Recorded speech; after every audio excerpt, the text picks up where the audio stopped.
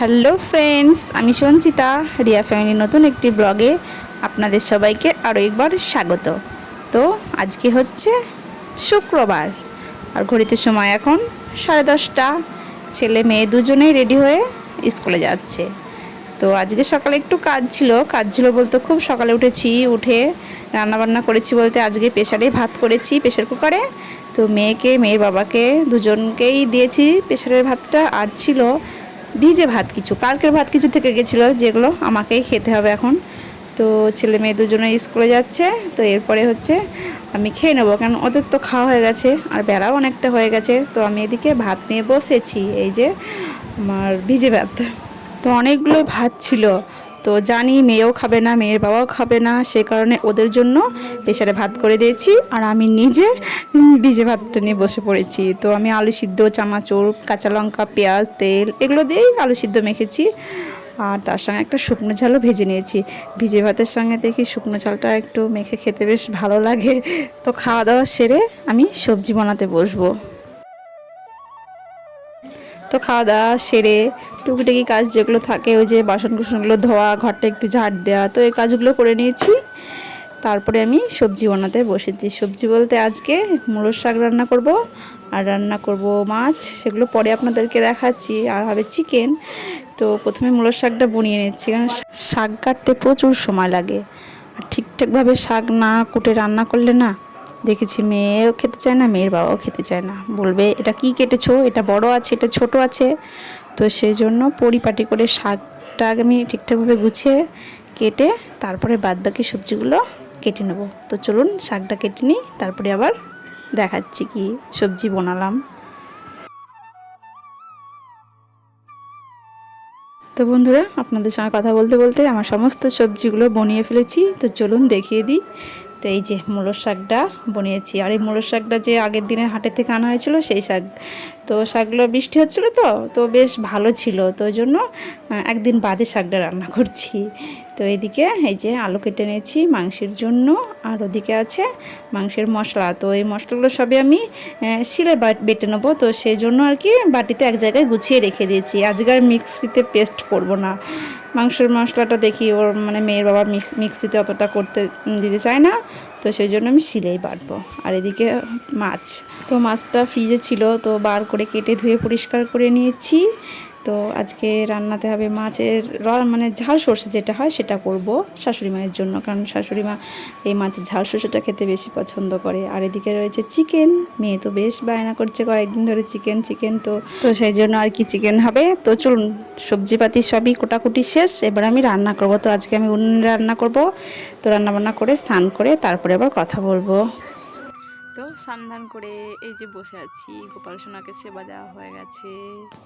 তাছাড়াও আজকে তো উনুনে রান্না করেছি, একটু বেশি জার্নি হয়েছে আর কি। আর এই যে শিলে বেটেছি মশলাগুলো, তো সেই জন্য হাতটা একটু আমার জ্বালা করছে, জ্বলছে। মানে আমার হাতটা জ্বলছে, জানিস না, ঝাল বেটেছি হাতে। অনেকদিন পরে ঝাল বেটেছি না, ওই জন্য এরকম হচ্ছে, জানিস। মানে বেশিরভাগ সময় লঙ্কা তো কেটেই দিই, তো মাংসতে লঙ্কা কেটে দিলে হবে না, একটু বেটে দিলে ভালো হয়, তো ওই জন্য বেটে দিয়েছি। তো হাতটা সেই জন্য মনে হয় জ্বলে যাচ্ছে, তো একটু পরে ঠিক হয়ে যাবে, সে নিয়ে চিন্তা করার কিছুই নেই, কারণ এটা হতেই থাকবে। চলুন মেয়েকে খেতে দেবো, স্কুল থেকে বাড়ি এসে দুই ভাই বোন টিভি দেখছে। চলুন তাহলে মেয়েকে খেতে, আমি নিজেও খেতে বসবো। তো বন্ধুরা, রান্না বান্না গুছিয়ে রেখে তারপরে স্নান করেছি। তো চলুন কী কী রান্না করেছি একটিবার আপনাদের সঙ্গে শেয়ার করি। ওই যে মাছের ঝাল সর্ষে করেছি, আর এই যে মূলোর শাকটা ভাজা করেছি, আর ওদিকে ভাতটা বেড়ে রাখা আছে গামলাতে, আর এদিকে হয়েছে লাল লাল চিকেনের ঝোল, যেটা আমার মেয়ের খুব পছন্দ। তো মেয়ের ভাতটা রেডি করব, তো আগেও কি বলে শুনে আসি। তো ঘরে এসে দেখছি দুই ভাই বোনও মিলে টিভি দেখছে। তো ওকে জিজ্ঞেস করতে বললো আমার এখন খিদে নেই, একটু পরে খাবো। তো ঠিক আছে, গল্প করছে। আর আমাদের ছেলে কি বলে একটু বাদে শুনবেন মন দিয়ে। তো আমি একটু এবার ওদের পাশে বসবো, একটু সিনেমা দেখবো, তারপরে ভাত খাবো, কারণ স্নান করে এসে তো আর ভাত খেতে ইচ্ছে করে না। তো চলুন দেখি ছেলে এবার কি বলে। তো বন্ধুরা আমি ওর কথাটা শোনাতে পারলাম না, কেননা ঘরে টিভি চলছে, তো টিভির সাউন্ড আসছে, হয়তো কপিরাইট হয়ে যাবে। তো ও ও ওর জন্মদিন মহালয়ার আগের দিন, তো সেজন্য আপনাদের সকলকেও নিমন্ত্রণ দিল, তো সেটাই ও বলছে। তো দুঃখিত, ওর কথাটা আমি শোনাতে পারলাম না, শোনাতে গেলে আমার ভিডিওটায় কপিরাইট চলে আসবে সেই জন্য। তো এই যে দাদার সঙ্গে বক বক করতে করতে যখন ক্লান্ত হয়ে পড়েছে, তখন ওর খিদে পেয়েছে। তো ওর ভাতটা আমি রেডি করে দিয়েছি। আর ওই যে খাবারের মেনুতে তো অনেক কিছু ছিল, কিন্তু কিছুই খাবে না আজকে, কেবলমাত্র লেগ পিসটি দিলেই হয়ে যাবে।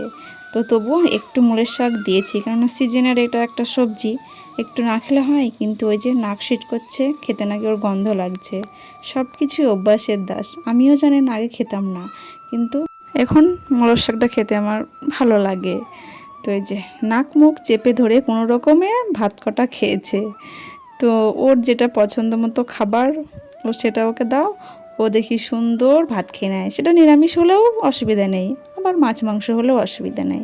ওই যে মাছের মধ্যে রুই মাছ, কাতলা মাছ, আর এই যে চিকেন, মাটন, এগুলো। আর সবজি হলে তো ওর একটা মানে রসা টাইপের খাবার চাই, যেটা আলু পটলের রসা হবে না, ফুলকপি আলুর রসা হতে হবে, কিংবা পুঁই শাকের তরকারি হতে হবে, একটা মাখো মাখো তরকারি হলে হয়ে যাবে। তো তারপরে মেয়ের খাওয়া হয়ে গেলে তো আমি আর শাশুড়ি মা খেতে বসেছি। তো এরই মধ্যে লাইনটা চলে গেল। তো যে কারণে ঘরের মধ্যেটা একটু অন্ধকার অন্ধকার ভাব লাগছে, আর বাইরে একটু মেঘ ঘুরেছে, জানি বৃষ্টি হবে না মেঘে, তবুও মেঘটা দেখে মনে হচ্ছে পুরো সন্ধে হয়ে এসেছে।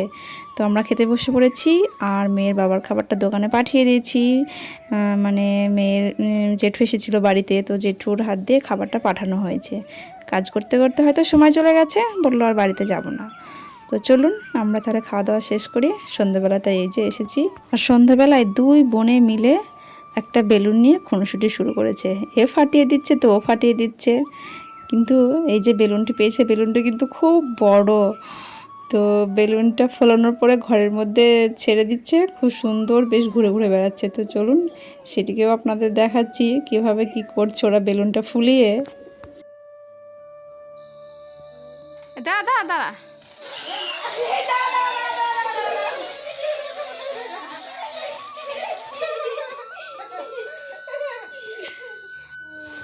আচ্ছা এখন আর আই লাভ ইউ করতে হবে না, আমার বই বার করো, ঠিক আছে?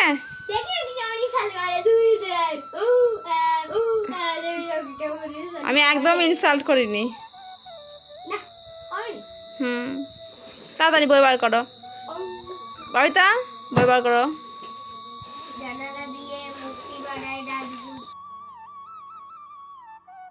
তো বন্ধুরা মেয়েকে পড়াতে বসিয়ে দিয়েছি, তো দেখেছেন আমার কাছে চলে এসেছে। তো আমি আজকে একটু বিকাল করে স্নান করেছি, যে কারণে আমার চুলগুলো পুরো ভেজা, তো ওই জন্য উপরে বসেছি, একটু ফ্যান চলছে, চুলটা শুকিয়ে যাবে। তো মেয়েকে পরিয়ে নেব। আর ওই যে আমার মেয়েও চলে এসেছে আমার কাছে, দেখেছেন? তো ভিডিওটি আজকে এই পর্যন্তই। ভিডিওটি ভালো লাগলে অবশ্যই কমেন্ট করে জানাবেন, আর একটি লাইক, শেয়ার, কমেন্ট আর সাবস্ক্রাইব করবেন। দেখা হবে পরের একটি নতুন ব্লগে। ততক্ষণে আপনারা সবাই ভালো থাকবেন। টাটা।